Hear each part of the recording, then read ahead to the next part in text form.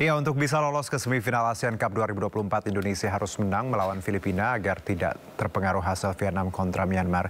Untuk membahasnya sudah bersama kami mantan pemain dan pelatih timnas Indonesia, Coach Aji Santoso, serta pengamat sepak bola Abdul Haris atau Bung Ais. Assalamualaikum, selamat sore, Bung Ais, Coach Aji. Waalaikumsalam. Ya. Selamat sore, Selamat sore. Ya, terima kasih sudah. Mas Aji, alhamdulillah baik Coach Aji. Baik. Siap. Baik, langsung saya ke Coach Aji. Coach, kalau kita lihat peluang malam ini, Anda sebagai tadi mantan pelatih dan juga pemain, bagaimana Anda melihat malam ini, Coach?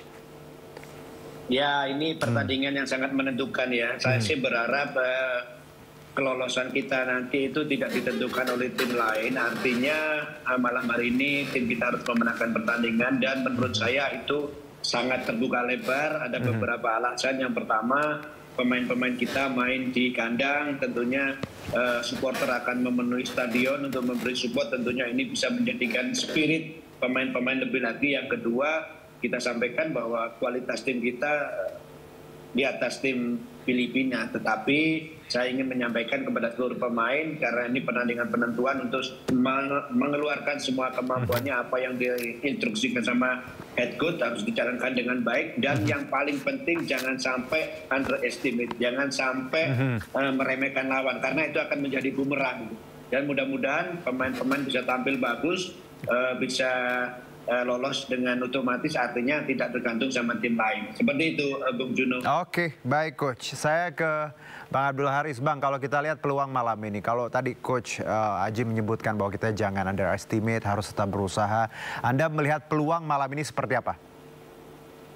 Iya, memang kita tidak bisa underestimate ya, karena yang kita hadapi ini timnas senior, sementara kita datang dengan tim U22 pertama itu. Tapi yang menjadi nilai positif buat kita di pertandingan kali ini, kita akan kembali diperkuat oleh Marcelino Ferdinand. Tentu ini akan meningkatkan performa tim Garuda. Dan juga ada hal positif lainnya bahwa Indonesia, walaupun kemarin kalah kita 0-1 dari Vietnam, penampilannya membaik ketimbang saat kita lawan Laos atau lawan Myanmar. Tapi yang jadi masalah adalah menang saja tidak cukup di pertandingan kali ini.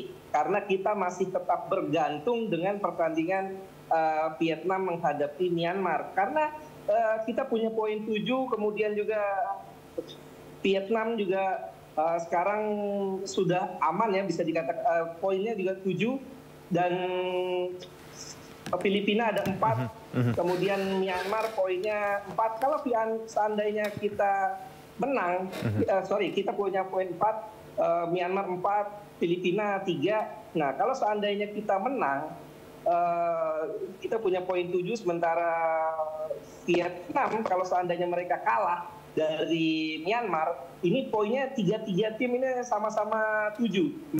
Vietnam 7, kemudian juga Myanmar 7, dan Indonesia 7. Dan ini akan dilakukan klasemen mini. Kalau seandainya menangnya hanya 1-0, kita masih punya kans untuk lolos. Seandainya Vietnam dan Myanmar menang 1-0. Tapi kalau Myanmar menang 2-1, otomatis Indonesia berapapun skornya menang menghadapi Filipina, ini tidak akan berarti karena otomatis Myanmar dan juga Vietnam ini akan punya selisih gol 2-2, sementara Indonesia menghadapi Vietnam dan Myanmar ini selisih golnya hanya 1-1. Ini akan merugikan kita. Tentu kita berharap kita tidak perlu berpikir pertandingan di sebelah ya antara Vietnam menghadapi Myanmar. Kita fokus saja ke permainan kita, mencari kemenangan, dan mudah-mudahan Myanmar tidak bisa mengalahkan Vietnam ya, karena memang di atas kertas juga Vietnam tentu tidak mau bermain mata, karena kalau tandanya mereka kalah, mereka bisa jadi runner up dan mereka berpotensi akan bertemu dengan Thailand di semifinal. Tentu ini akan mereka hindari. Oke, baik. Sebelum kita lanjutkan, Bang Abdul Haris dan juga Coach Aji, kita bicara rekor pertemuan dulu nih. Timnas Indonesia mendominasi kalau kita bicara rekor, namun sepak bola Filipina yang terus berkembang harus diwaspadai anak asuh Sintayong.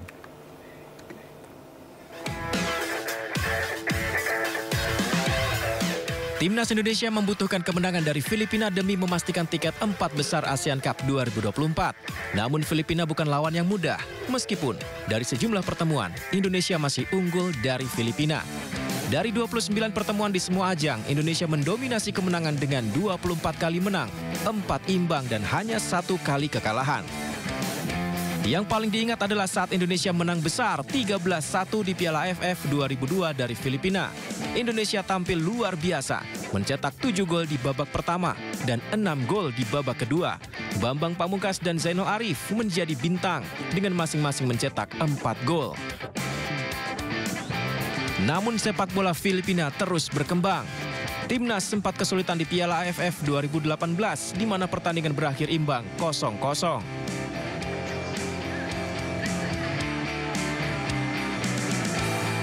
Indonesia bisa bangkit lagi dan meraih kemenangan tipis 1-2 dari Filipina di ajang Piala AFF 2022.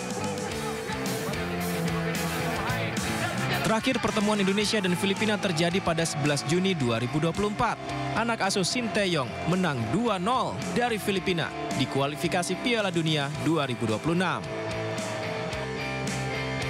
Melihat perkembangan sepak bola Filipina yang cukup pesat, apalagi kemarin mereka sempat menahan imbang tim kuat ASEAN Vietnam. Jelas timnas Indonesia tak boleh lagi melihat rekor pertandingan karena Filipina yang sekarang sudah berbeda. Jadi, jangan lengah Garuda.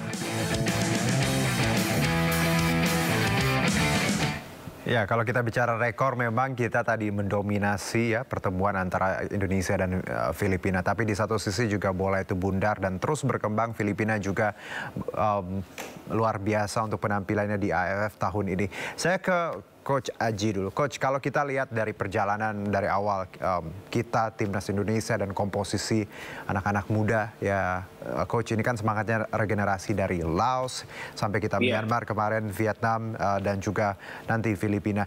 Apa yang menurut Anda harus jadi concern dari Sintayong setelah beberapa pertandingan yang Anda amati, Coach? Iya, memang betul dari pertandingan pertama sampai pertandingan malam ini ya, pertandingan-pertandingan yang sudah dijalanin itu, Coach Sintayong tentunya harus lebih sedikit fokus ke pertahanan karena dalam setiap pertandingan hampir selalu kebobolan. Kita kebobolan 4 gol dan mencetak juga 4 gol, artinya pertahanan juga perlu dibenahi.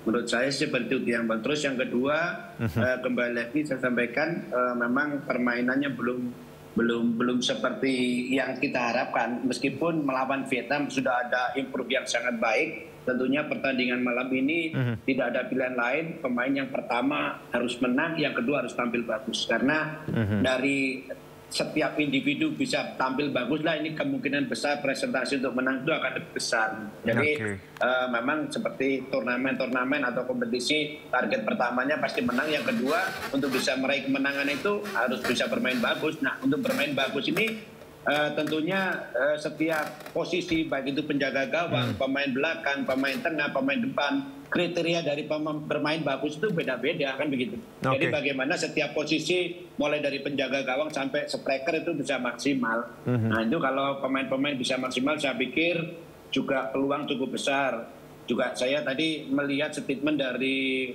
pelatih Filipina juga mereka ingin mengalahkan kita. Menurut saya ini pertandingan cukup menarik, tetapi kalau pemain bisa memanfaatkan sebagai tuan rumah, bisa tampil maksimal, kesempatan untuk menang sangat terbuka. Oke, saya ke Bang Abdul Haris. Bang, kalau kita lihat juga apa yang harusnya jadi concern Sintayong setelah beberapa pertandingan di AFF yang kita lewati yang bisa kita bilang tidak cukup mulus?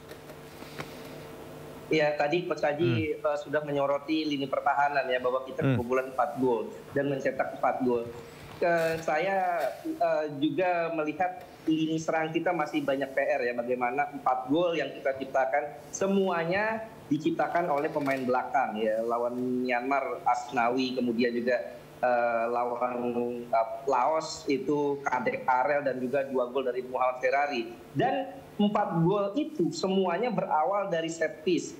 Bagaimana lemparan Arhan ya saat lawan Myanmar yang berujung gol, kemudian juga saat lawan Laos juga tiga-tiganya gol itu awalnya dari set piece. Artinya belum ada gol-gol dari set play ya, dari open play. Nah ini juga jadi PR besar buat Coach Sintayong, bagaimana caranya mereka bisa tampil lebih tajam, lebih klinis, memaksimalkan pemain yang ada. Apalagi sekarang kan Marcelino Ferdinand sudah bisa kembali tampil, tentu dengan adanya Rafael Strike. Nah, yang paling penting buat Coach Sintayong sekarang adalah tidak boleh dia melakukan eksperimen lagi. Harus pemain-pemain utama yang dimainkan. Pemain-pemain senior yang dimainkan seperti Asnawi, kemudian juga Arhan, Rafael Strike. Jangan lagi ada eksperimen-eksperimen. Oke, terakhir saya ke Coach Aji. Coach Aji, harapan Anda kalau malam ini dan kira-kira skor berapa? Boleh ditebak? Yang pertama tadi betul ya sampaikan, saya yakin untuk pertandingan ini Coach Sintayong sudah tahu lah dari 3 pertandingan sudah dijalanin. Terus nanti yang menjadi starter siapa-siapa pasti sudah beda dengan menurut saya sih memang ini cukup sulit kalau kita memprediksi pertandingan karena sepak bola itu banyak dengan kejutan. Kalau menurut saya bagaimana yang penting malam ini bisa poin 3 itu paling penting menurut saya. Kalaupun menang ya mudah-mudahan 2-0 lah. Amin. Kalau Bang Abdul berapa Bang skornya kira-kira? Saya pikir Indonesia akan menang dengan margin 1 gol ya. Entah itu 1-0 ataupun 2-1. Ya. Ini Coach Aji dan Bang Abdul Haris cukup realistis nampaknya. Tapi kita harapkan pokoknya menang dan ada poin tambahan seperti itu. Terima kasih Coach Aji, sehat-sehat. Bang Abdul Haris juga terima kasih. Salam olahraga, terima kasih. Terima kasih.